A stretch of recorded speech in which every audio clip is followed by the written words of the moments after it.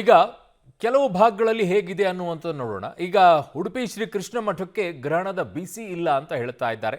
ಗ್ರಹಣ ಕಾಲದಲ್ಲೂ ಕೂಡ ಕೃಷ್ಣ ಮಠ ಓಪನ್ ಇರುತ್ತೆ.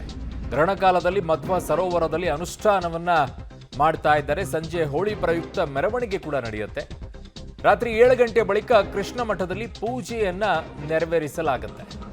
ಹಾಗಾಗಿ ಗ್ರಹಣ ಕಾಲದಲ್ಲಿ ಕೃಷ್ಣ ಮಠ ಬಂದಿರೋದಿಲ್ಲ, ಓಪನ್ ಮಾಡಿಡ್ತಾರೆ. ಯಾವುದೇ ರೀತಿಯಾಗಿ ಗ್ರಹಣದ ಬಿಸಿ ಕೃಷ್ಣ ಮಠಕ್ಕೆ ತಟ್ಟೋದಿಲ್ಲ ಉಡುಪಿಯಲ್ಲಿ. ಗ್ರಹಣ ಕಾಲದಲ್ಲಿ ಮಧ್ವ ಸರೋವರದಲ್ಲಿ ಅನುಷ್ಠಾನವನ್ನ ಕೂಡ ಮಾಡ್ತಾರಂತೆ. ಸಂಜೆ ಹೋಳಿ ಪ್ರಯುಕ್ತ ಮೆರವಣಿಗೆ ಕೂಡ ಇರುತ್ತೆ. ರಾತ್ರಿ 7 ಗಂಟೆ ಬಳಿಕ ಕೃಷ್ಣ ಮಠದಲ್ಲಿ ಪೂಜೆಯನ್ನ ಕೂಡ ನೆರವೇರಿಸ್ತಾರೆ. ಹಲವು ದೇವಸ್ಥಾನಗಳು ಬಂದ್ ಆಗ್ತಾ ಇದ್ದಾರೆ, ಕೆಲವು ದೇವಸ್ಥಾನಗಳು ತೆರೆದಿರ್ತಾ ಇದೆ. ಅದರಲ್ಲೂ ಕೂಡ ಉಡುಪಿಯ ಶ್ರೀಕೃಷ್ಣ ಮಠದಲ್ಲೂ ಕೂಡ ಈಗ ಯಾವುದೇ ರೀತಿಯಾಗಿ ಗ್ರಹಣದ ಬಿಸಿ ತಟ್ತಾ ಇಲ್ಲ. ಅಲ್ಲಿ ಯಾವುದು ಕೂಡ ದೇವಸ್ಥಾನವನ್ನು ಬಂದ್ ಮಾಡ್ತಾ ಇಲ್ಲ. ಮಠದಲ್ಲಿ ಗ್ರಹಣ ಕಾಲದಲ್ಲೂ ಕೂಡ ಮಠವನ್ನು ಓಪನ್ ಮಾಡಿರ್ತಾರೆ. ಮಧ್ವ ಸರೋವರದಲ್ಲಿ ಅನುಷ್ಠಾನವನ್ನು ಕೂಡ ಮಾಡ್ತಾರಂತೆ. ಮೆರವಣಿಗೆ ಕೂಡ ಇವತ್ತಿದೆ. ಅದರ ಜೊತೆಗೆ ಸಂಜೆ 7 ಗಂಟೆಗೆ ಕೃಷ್ಣ ಮಠದಲ್ಲಿ ಪೂಜೆಯನ್ನು ಕೂಡ ಆರಂಭ ಮಾಡ್ತಾರೆ.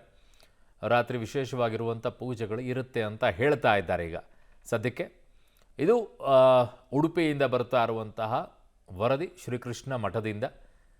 ಉಡುಪಿಗೆ ಹೋಗಿರುವಂಥವರು ಯಾವುದೇ ರೀತಿಯಾಗಿ ನಿರಾಸೆ ಆಗಕ್ಕೆ ಬಿಡೋದಿಲ್ಲ.